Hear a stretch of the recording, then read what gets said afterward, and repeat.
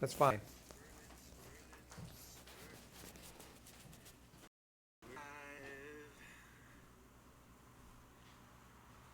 Yep. I know. I'm just hanging out. It's COVID. It's wine time. It's 1 o'clock. I hate these notifications. It's a beautiful day in the neighborhood. Okay, let me see if I can get you in. How can I get him in there?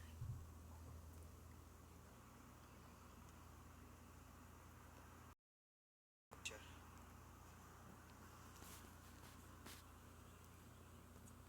Yep. Waiting.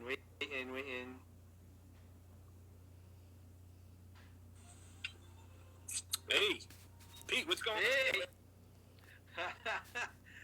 What's going on? It's this mask thing ain't working.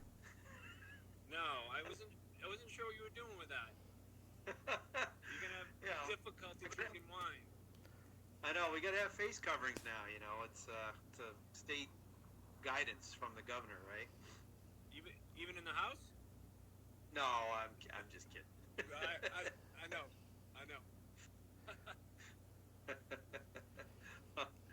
uh, I am. I hope you've had a good day.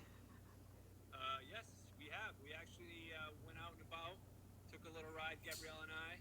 We tried to get some seafood, but we were on tough times trying to get some seafood. I think they were really inundated. We couldn't get an order. We couldn't get an order. It's always busy. Oh yeah, So yeah. Well, we went to Woodman's. We went to Woodman's last week. okay. And, that was easy. It wasn't that bad. We got through the first time. They texted us when the food was ready. We drove trunk and a bunch of clams go in the back trunk and Perfect. like this is pretty good. I wish they would do that all the time, but I guess they can't. But Right. This is yeah. So They sorry for have their to change spinach. up their service. You know, Yeah, I know a bag spinach. different Yeah, method now. I know. yeah, Hold on. I think. Hold on one I think second. something. Connection. Yeah, sure. Oh, somebody joined. Okay, wave. Yeah, so like a lot of these restaurants, some of them are really made to do this. You know, obviously Chinese restaurants, right? Takeout, right?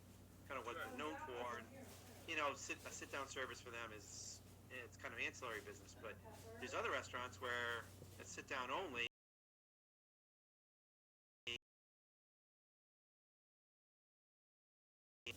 Have an ordering system and workers knowing and getting containers and all that stuff.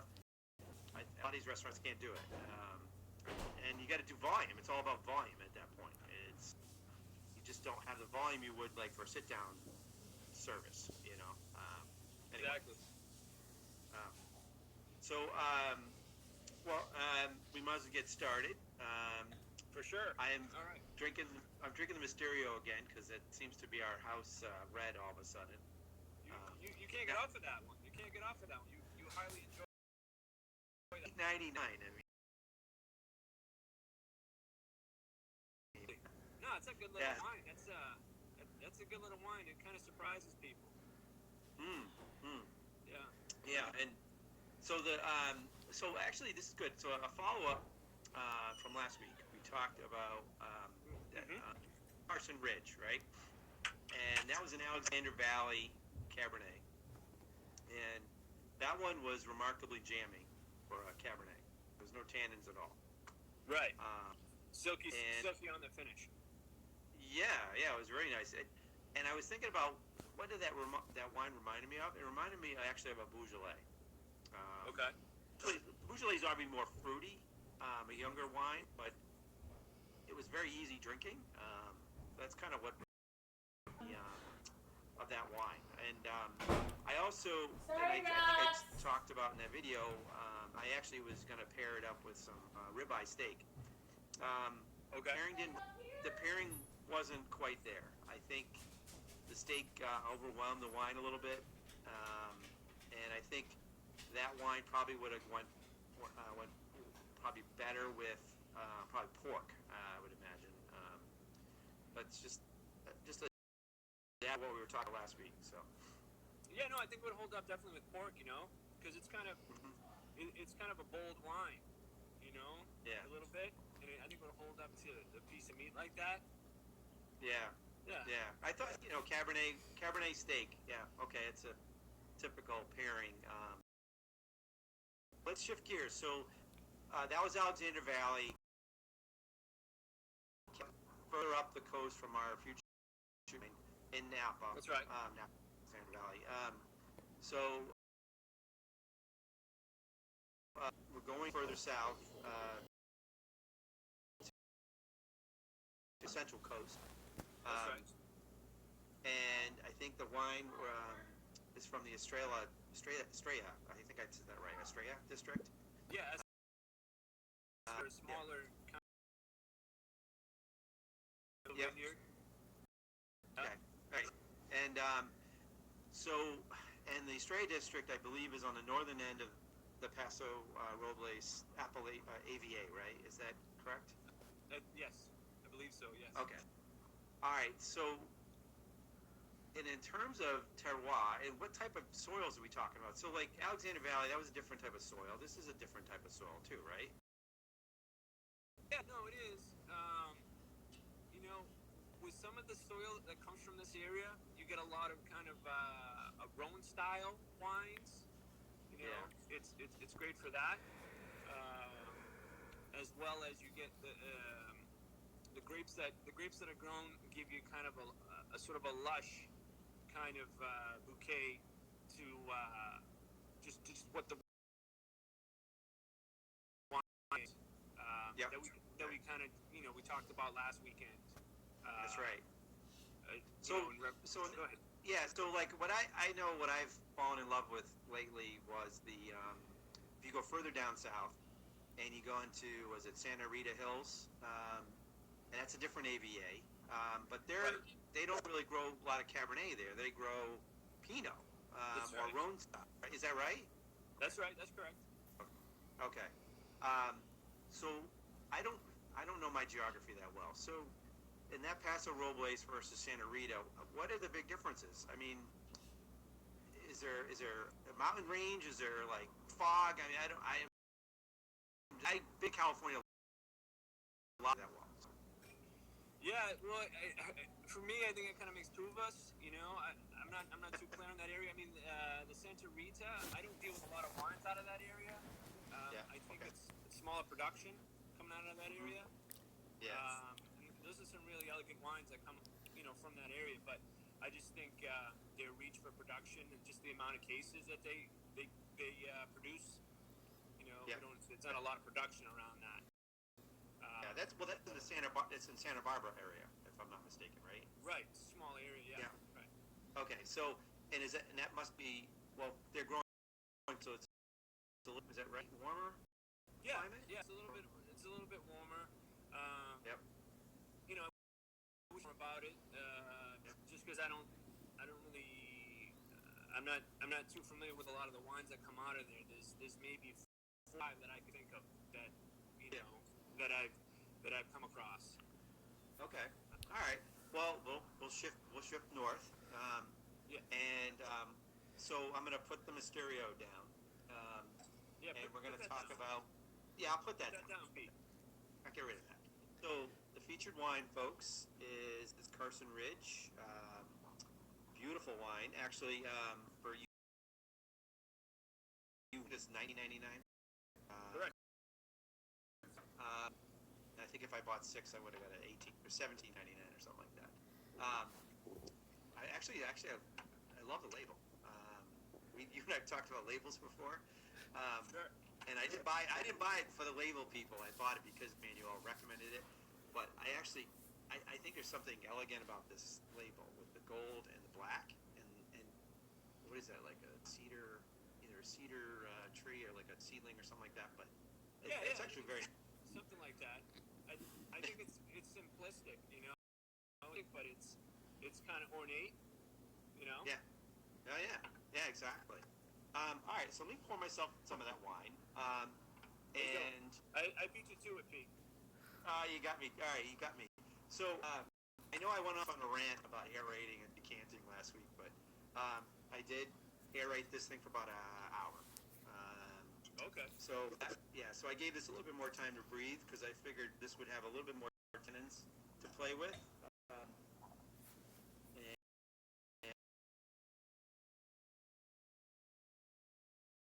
And held it when I poured it into the carafe. It was really nice, really nice. Oh yeah. Oh yeah, it smells like black. It's like a black cherry. You guys dark fruits, obviously dark fruits. But Yeah. What do you get? Black cherry out of that? Yeah, I got a little black cherry. Smell bottom. Smell the top. Oh, the top. Wait a minute. I got a different smell on that top. I don't know. Again, ruined my nose from many years of abuse. But oh, what is that? I can't pick it out. It's a lighter fruit.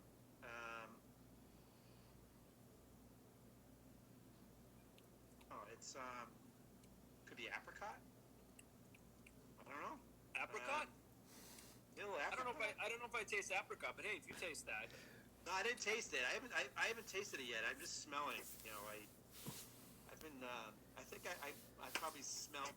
Okay. 25 bottles of wine in the last week, but. Oh, is that right? Okay. I have that down. I'm still working on my vocabulary, but all right. Okay. There's a lot of oak in it. A lot of oak in it, right? Would you say? It's chewy and it's got oak. Oh yeah, and the tans come through in the back. Okay. I haven't done my leg test yet, but I peeked at the label. I knew how much alcohol is in it. Yeah. Yeah. What is that again? Oh, okay. So we're at like 14.3. Yeah, 14.3. So that's kind of in the mid range of alcohol for wine. Sure. But, you know, I actually enjoy the smell more than I do the taste. But Really, the olfactory, huh? That's taken over. yeah, well, I think. What is this year? What is vintage? It's a 2017. 17. So it's about 3 years old. Probably 2 years in the barrel and a year in maybe a bottle. But the tannins are still pretty strong. The tannins. I think this was hold up. Yeah, go ahead.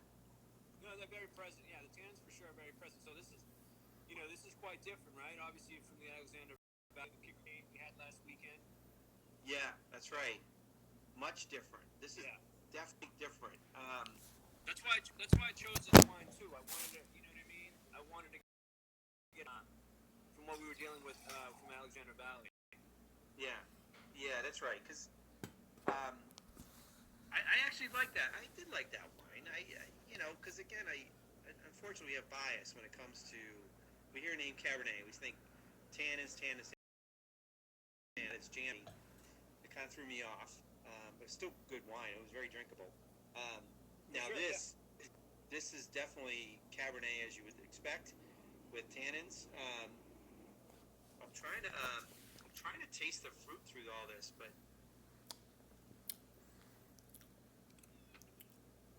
Yeah, I think for it's gonna take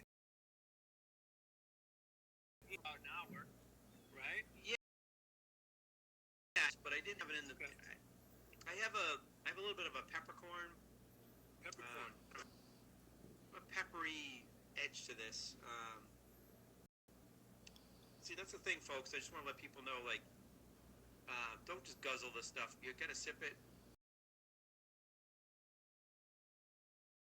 Flavors, different smells. Appreciate the wine a little bit more. If you guys want to guzzle wine, well then go get some jug wine. It's not the wine for you, but this is it's very nice. Now, how did you come across this? Is this something that you guys? Obviously, you're featuring this wine, but how did you pick this one to be like your wine? Okay, so what's going on is we had Carson Ridge, we had the entry, and that was at Yeah. $9.99, and it's a good everyday, what have you, you know what I mean, like a Monday. Yeah. It's a good wine, and then we got this once again, there's your label, the Carson Ridge, the Reserve Yeah. from Australia. Yeah. I want to say now about a year, and All right. and then some of my other wine associates, we were talking about it. They said, and people always want to compare other wines that maybe are more in the forefront, of the wine world, like for example, like Justin, which is from that same area, the Paso Robles area. So some people were equating some of the similarities between Justin and then the Carson Ridge Reserve. Okay. So people, and I think the Paso Robles area, as you know, Pete, is really taken off. In the last especially the last couple of years. Yeah. Well, from what I read, I thought that was sort of the pioneer down in that area, the Central Coast, right? Is Paso Robles, and then they decided to plant some Cabernet vines down there. Yes. Yeah. And It was. They were going alfalfa out of it initially. It was a small. They were growing some alfalfa, some almonds, and then avocados. and then they decided to plant some grapes. Produce some wines. Yeah. And the wines is just the soil there, the elements there. Create these really nice, great wines, and it's just it's lush. You get some lush fruit out of there. Yep. And as you said, you get your blackberry, you get that blackberry, the oak. This is a little more robust. You definitely got a little more robustness to this. You know what? I'm picking up current. Current? Black Yeah, currant. I get some current out of it. I just had a ladybug on my glass, by the way. The ladybug flew away. I don't know. That's good luck. It's good. Well, it's good luck, and it's protein if you somehow swallow it. So. I wouldn't do that. Pete. It's a ladybug.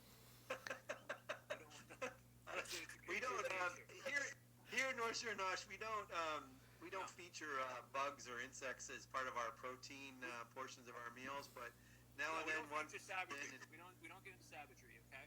We just. But well, you know what? When they do make wine, when they're crushing the grapes and they're doing the distemmers and stuff, I wouldn't be surprised if there's a few thousand bees in there and various other parts and bits and stuff like that. But I wanted it. So what I wanted. Yeah. So all right. So let's talk about this, right? So we got Paso Robles, right? Probably 20 years ago, you said nothing. It was probably just. I think the furthest south anyone ever heard of wine south of Napa or Sonoma was probably Monterey. Right. And they considered that central. They considered that Central Coast. So now you go all the way down, and now north and south.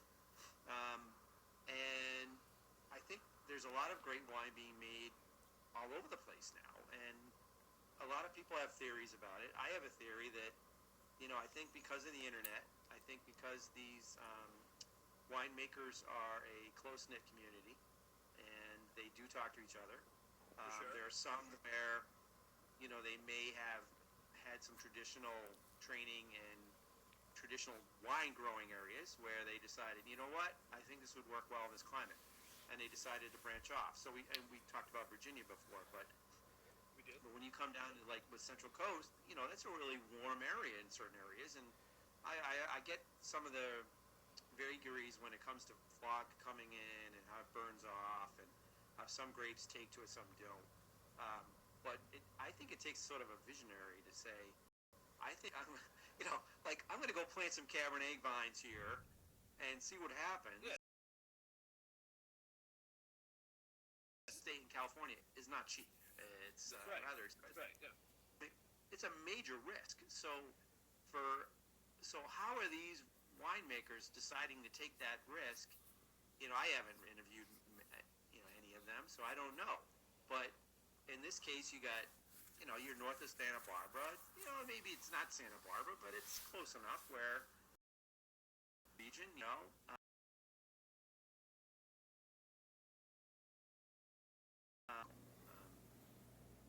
no, I'm sure it's the expense on that is just you're right. We're talking. I mean, one of the most expensive places to kind of one of the most expensive states to live in. Yeah, yeah. I'm still sticking to my apricot on the top end. Yeah. On the bottom end, Apricot. yeah. I don't know. I pick it up and I use apricot jelly a lot in some of my recipes. So Okay. I don't know. Like I said, I'm not the palate police and anything. So my wife would probably smell this and like all this gravel. Like, all right, gravel works for you, works for me. Like, if you like it or not. There's a funk. It smells like old shoes. It smells like rubber. Like a catcher's mitt, right? Yeah, yeah. It's tough, Pete, because when the apricot, I don't know, maybe I get a little bit of that, but you've already put it out there to me. So you know what I mean in the mind, on a subconscious level, that's kind of already there. That's why it's tough when you do these wine tastings, Yeah, yeah. It was like I think for people who are watching is I think the best way to taste wines is to do these things blind. Right. Right. For sure. I had Cabernet. I got we're talking dark fruits, tannins, oaks, all that kind of stuff. But if I blanked out, if I didn't know what I was drinking, I'd have to like really evaluate. Okay, what is this? This is could be anything. But I think I've got a little bit of built-in bias to what kind of fruit I'm smelling on the. Now, I guess it's pretty evident you're going to taste oak and tannin once you get it in your mouth. But I think right. We need. That's why we're going to do that class. Obviously, is just to prove to people like you remove the bias. You have no idea what you're drinking. You just know the region, right? So maybe you have a bias to the region, but at least to give people a fair shot and say, okay, we're going to Sicily. Well, who knows what we're going to serve? But you go.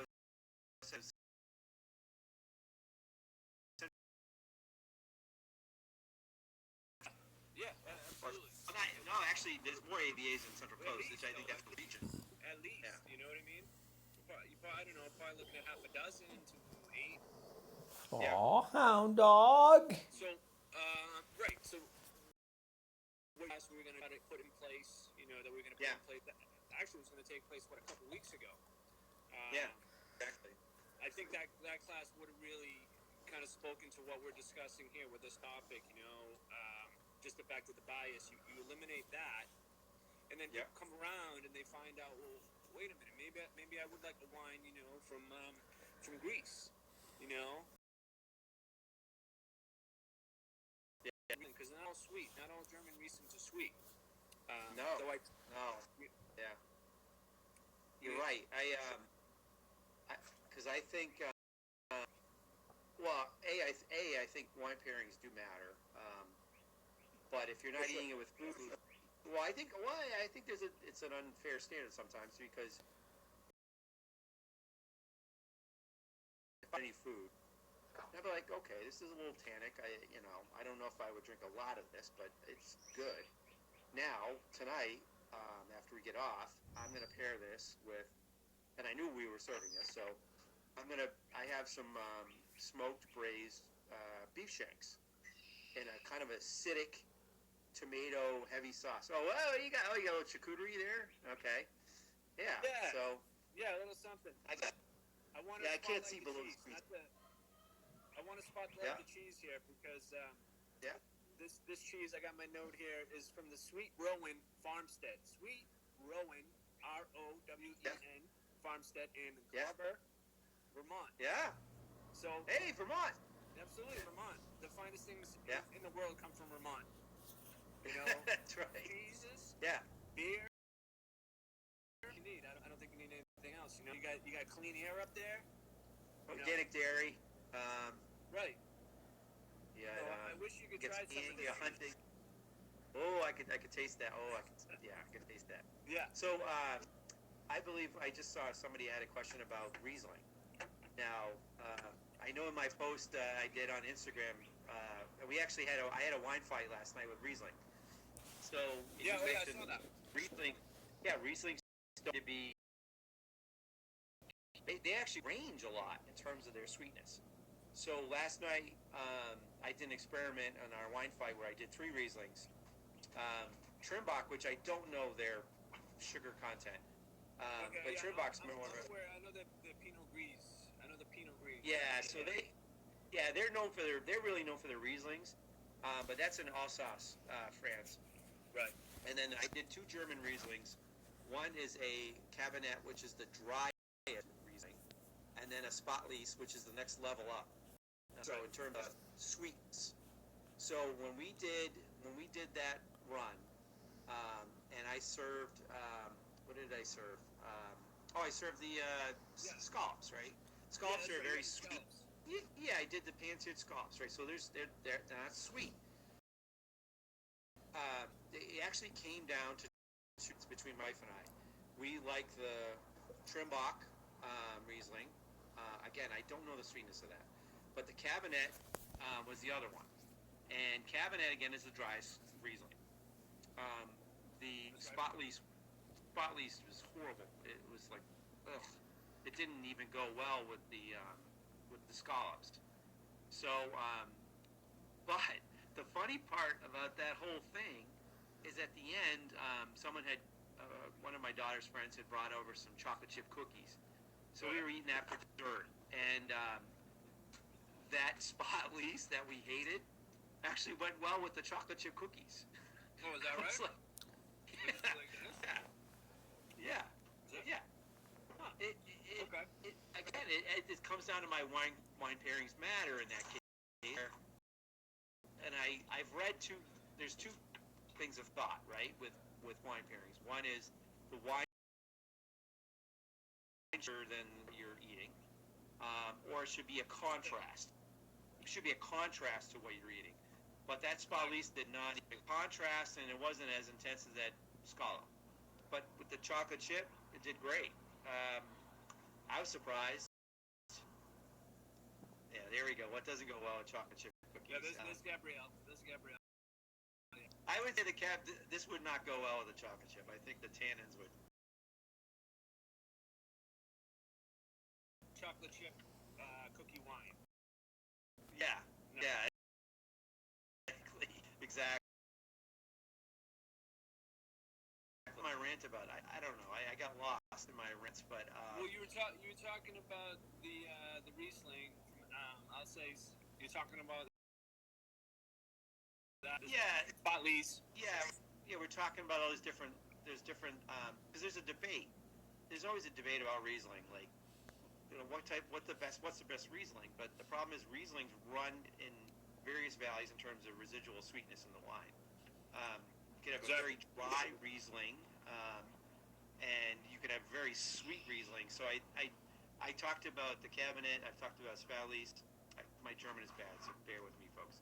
But there are actually a couple levels above that in terms of sweetness. And now you're getting into more of dessert wine or ice wine, or ice wine, where you would match those with your dessert. I think that would be good. So like, if you like, a lot of people like to have port with dessert because it's as sweet as whatever they're serving. It could be a rich chocolate cake. That port goes really well. It goes well with cheese too, but that's a different matter. But in certain regards. Well, the port and- ones too. You know, Pete. Yeah. Interject. You know, I associate them more with like cold weather. You know, you Yeah. might have those because they're so viscous. You know, and they're heavy. So, Yeah. but that's my opinion. But also, And in terms of what happened last night with the Riesling, so in that regard, my wife picked the Cabernet Riesling, and I picked the Trimbach Riesling. And I think the scallops weren't as sweet to her as they were to me. Okay. And it goes right back to my women have a different palate than men. And I'm not talking wine, and I'm talking food.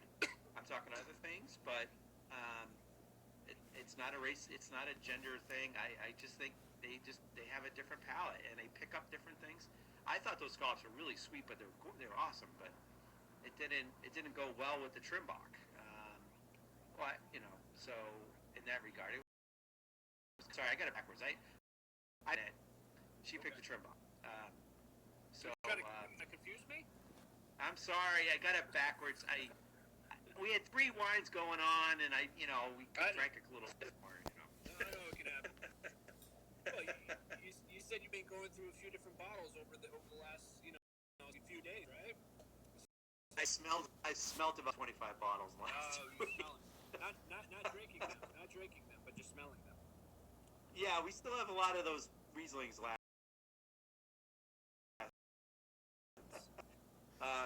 So I don't know if we have some questions here. I haven't really been looking. No, we had a question. I think people are just kind of No, I don't know if there's a question.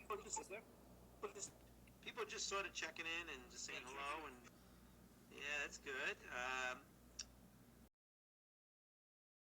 Say hello, looking at us rant about Rieslings for a while, but I do want to go back. So people are joining.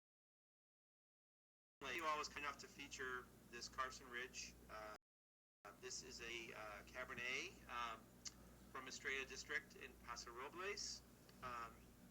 I, for some reason, am picking up an apricot, but there's definitely heavy dark fruit here. I had a black cherry, I had a currant, and then in terms of the taste, I had a lot of oak, a lot of tannin. Ring with this wine that he's eating right now. He has a nice little. I am going to be serving a smoked based beef shank. Sounds lovely. Yeah, why not, right? Get that in there. Yeah, there you go. You can see his cheese there. Sort of. Okay, I love to hear about some rosé for warmer weather. Oh, so yeah, Gabrielle was talking about that. I think that we should bring that. We should do a segment on that maybe towards the end of the month. I think so. Well, next week's going to be chilly. Hopefully, it's going to be warmer. And I think I've done wine fights with summer. And what I learned with rosés is there's a big range of stuff. So it's going to be hard to kind of pair stuff with them, but you could say that for the there you go. Yeah, she's smart. I got her. But we can talk about rosés. Total Wine's got a whole aisle of rosés, from what I remember. There was. I mean, the rosés. They put it.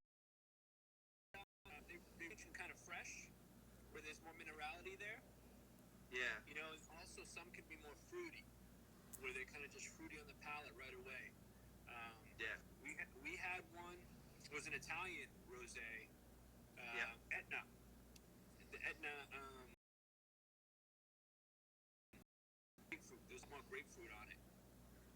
I got that right. I got that right away. Gabrielle didn't really taste that, but I tasted the grapefruit right away. I'm talking. It felt like I was like I just put a fresh grapefruit in my mouth. It was like that. So you just she picked up on something that you picked up on something that she didn't, and vice versa. And again, it comes down to, did she like it or did she not? Did she have another sip? Did she have another glass? That's what it really comes. But I think that sometimes, I mean, because I'm sort of in the business of trying to understand different wines and distinguish one wine from another. So as a drinker, I think sometimes maybe you're just more like, I like the wine. I don't really know why I mean, I hear this a lot. I don't know why I like the wine. I just like it. Okay, but what do you Yeah. like about it? What do you like about it? Well, I can't really tell you. Well, that's okay, I guess. You know what I mean? That's the casual drinker, you know. But people like us, you and I, that extrapolate a little bit. I geek out as I posted on my Instagram. The wine geeks or the cork dorks, as they are called. They like to get all the different pieces of the nuances.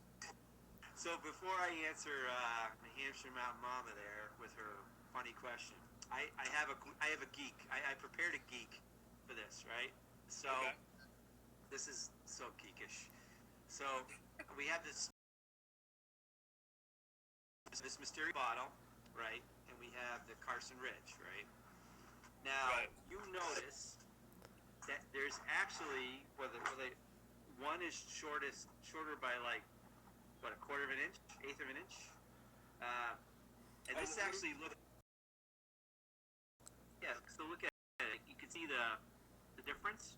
All right, I'll take. Oh, I see what you're saying. The cork, yeah. Yeah. So I just noticed it, and I noticed this bottle looked a little more hefty than this one. This one looks a little skinny, and I don't know if it's a market. This thing has got some growth to it, and it actually backs up the Cabernet, and it's got the black label, and it's in your face. And again, you get the Mysterio and the Malbec. Check out the punch. The punch. Yeah. You know what I mean? That's yeah. So. We're geeking out. This is a geek session because there's no punt on this one. Some other time. Yeah, all right. Time. So all right. Mama posted a question about boxed wine. Now. Can I use this? Because I got yes. Really great. Yeah. Now you can, and please keep in mind she's a friend of mine. So be gentle. I'll treat her nicely like I try to treat everyone. Maybe a little more extra nice. Because she's your friend. So.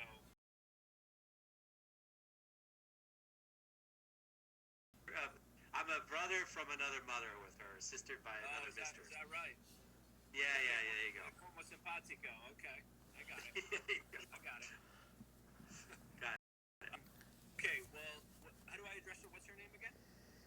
You can Mountain Mama. You can New Hampshire Mountain Mama. So. Okay, New Hampshire Mountain Mama. Okay. Yeah. So, Spanish. We talking red box wine? Or we talking white box wine?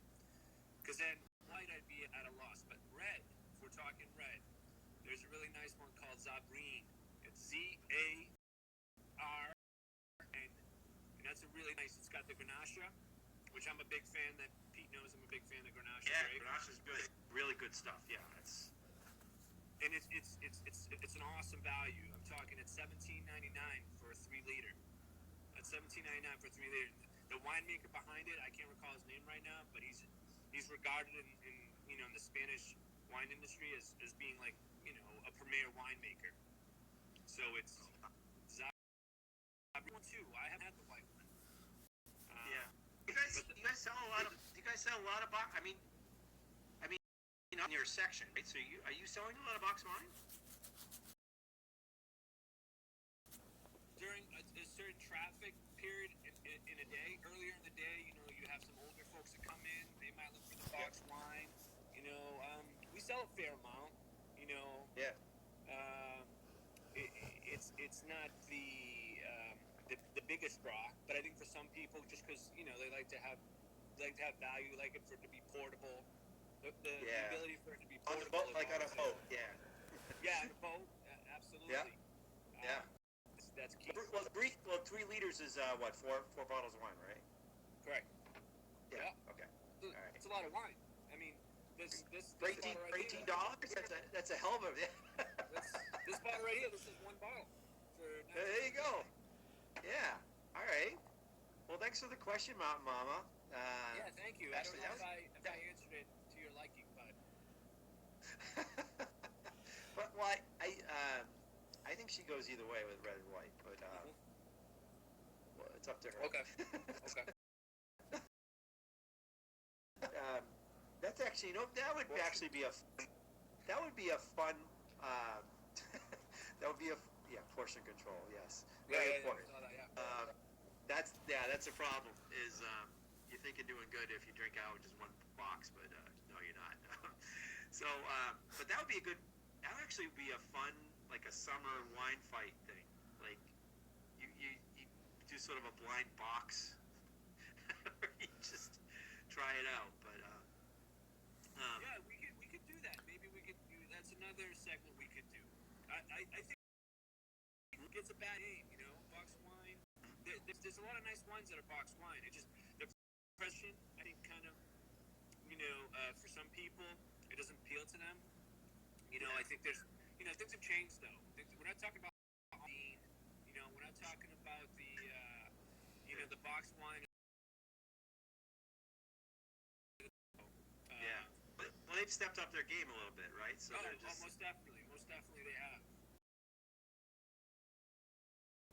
Well, I think a lot of these wine producers have stepped up their game. I think, there used to be some crappy wines made out of different areas in this country, and they've really realized what kind of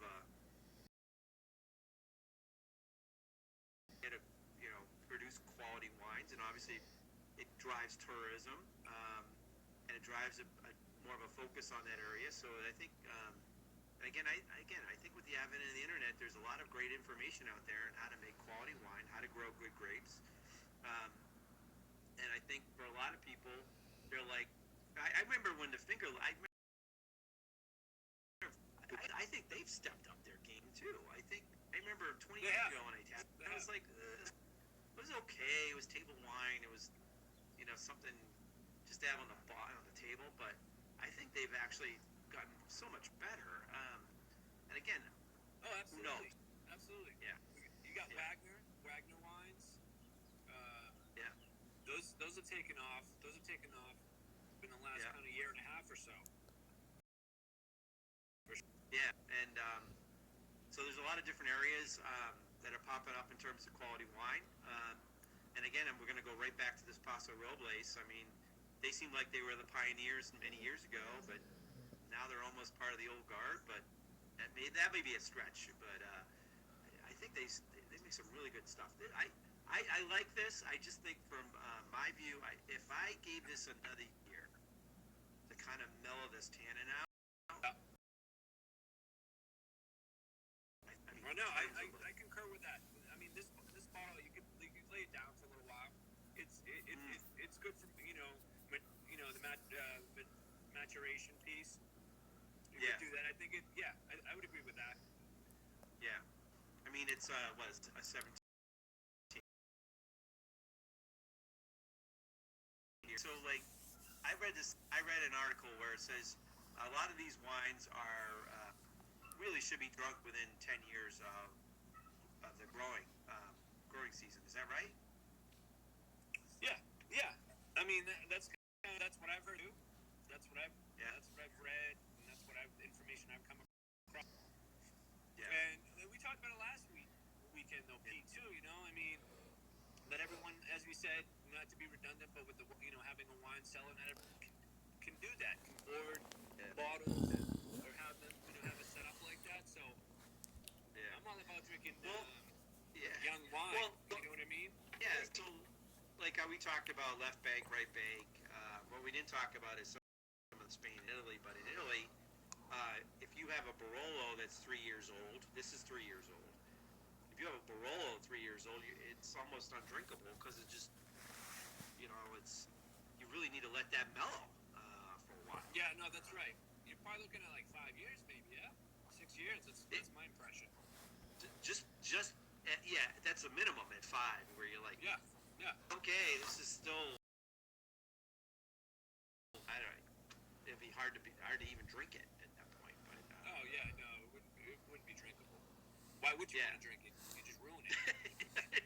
Well, you want to lay that one down, but no, but the thing is, like with this one, this is a 3-year. So like, if I go in a store and I find a 5-year bottle, it's 5 years old. I think that would be. It'd probably go up a little bit in price, but I think that would be a good steal. I think they probably stop it. Yeah. I mean, unfortunately, with this one, we wouldn't be able to do that. We wouldn't be able to find it, the vintage. Yeah. From a Well, previous year. Well, you would usually sell out of this within a year, right? Yeah, I mean, this has been, this Carson Ridge Reserve, like I say, is taken off, and I'm not understanding exactly why they didn't. Initially, they were only ordering about maybe 2 to 4 cases, for a month. Within that, and I mean that stuff, it was moving. There was a lot of movement on it. I mean, it caught on. Like I said, I had talking points around it. It's just a good. Yeah. It's got some nice fruit to offer you. It's lush. The back end, it fits for anyone who really likes like a robust kind of cab. Yeah. It fits that. It fits those qualifiers. So. All right. Okay. So let's talk a little inside baseball here. So like. Right. You have this 17, and then eventually they're going to release the 18. So typically you would stock the 18s when they come in, and you're not going to store 17s. You're not going to have them in reserve, are you? No. No. Well, I mean, I don't know how much more we have of this vintage. I think it's kind of getting towards the end of it now. Yeah. Okay. But I think the 18s will come in, and then by that point the 17s there won't be many left. Yeah. Yeah. If at all. So, yeah. So I guess for Jane and Joe consumer, they have to realize when these wines come through. Well, I don't know why, but other stores. But when you see the 17. You better grab it, because if not, it's going to probably go to secondary buyers that are going to probably auction it off down the road. Is that right? Yeah, absolutely. No, that's absolutely correct. Yeah. They just don't hang out too long. And yeah. I think when you find a good wine, especially if you can lay it down for a period of time at this cost, at this price point, you just want to you probably want to buy a case. Just buy a case outright. Yeah. So, well, for folks there's an example of this where I loved the. Excuse me, I have a dog that likes to use her cone as a weapon. So I had this Chateau La Pointe, which is a right bank. It's not a Cabernet; it's a Merlot mix with a Cabernet Franc. It's awesome. It was $50 a bottle. I was a little weary about spending that much for a bottle, but my wife and I loved it, and it was unbelievable. And now when I try to find it, it's $80 a bottle, and it's actually almost impossible to find, because now I can't find that vintage anymore. It's a different vintage, and I don't know what that vintage is about, what that growing season was about. But again, it was like I didn't grab as many bottles as I wanted. I just grabbed a few, because I don't want to spend $200 to buy 4 bottles of wine and have it. I don't like it. So, but then we had one. I grabbed another, and and then I couldn't find it anymore. And it's like, so I guess for regular consumers, they have to understand that it's like, if you have the budget, you can do it, but grab as many bottles as you can if you really like a wine, because you're not going to be able to find that vintage anymore unless you got to troll on the website, the auction site. So yeah, it's gonna take some field work. You know what I mean? When you find, when you find a wine that fits the criteria, of a wine that you can put down, you can lay it down, good value, good quality, then you just jump on it. Jump on it when you can. Yeah, exactly. Yeah, exactly. Like your mama says, always pounds, Peter, always pounds. Yeah. So we had a Pierpont Suave, which was our Ring of Honor winner last summer. It was a 17 vintage. Loved that one, and I can't find it. I just can't. Now it's a different vintage. Now we're in the 18th. Sorry, Pierpont. Okay. What's the vintage? It was a 17, and I think the 18s are kind of in, but they're not really in now. But that's the next vintage. So We didn't. I didn't. We grabbed a lot of it. You know, we drank a lot of it during the summer, but now I can't find it. So it's. I know Parapon. I know Parapon, but I don't know what the vintage is that we're holding that we're carrying. Well, it's an 8. I think it's an 18. I think it's an 18 is the. You probably scoped it out, right? Did you take a look there? Yeah, I did. I did. Okay. Okay. Well, because I'm trying to do like a kind of a retro Ring of Honor versus Ring of Honor wine for wine fights, and it's kind of hard to find those vintages. Like I have the Gruner Veltliner from Koldelsberg. Can't find it. It's out of stock. So that's why it's some of these moments are fleeting, and that's why you have to enjoy them. And that's why I talk about eat, drink, savor all the time. It's don't think about what's ahead. Think about what's now, and enjoy what you have. And this For is sure. I'm enjoying this. This is fun. So. Well, yeah, that's what it's about. I mean, especially during these times, you know what I mean? You got to take every day as it comes. Every That's right. day, you know, one day at a time. One day at a That's time. right. You know? One day at a time. So I don't see any more questions out there pending. Thanks for all the ones we had, and thanks for your expertise. This has been very good. And Yeah, thank you. Thank you out there in the cyber. Yeah, world. you and I will reconnoiter. We'll talk about more about wine. Thank you. If you know what I think about it with the braised beef shanks. So. Yeah, I can't wait. I can't wait for your appraisal of that. Absolutely. Eat, drink, savor, everybody. Say All right, goodbye. Talk to you soon. Take care. Bye now. Have a All right. good evening. Pete, I'll talk to you. Yeah, take care.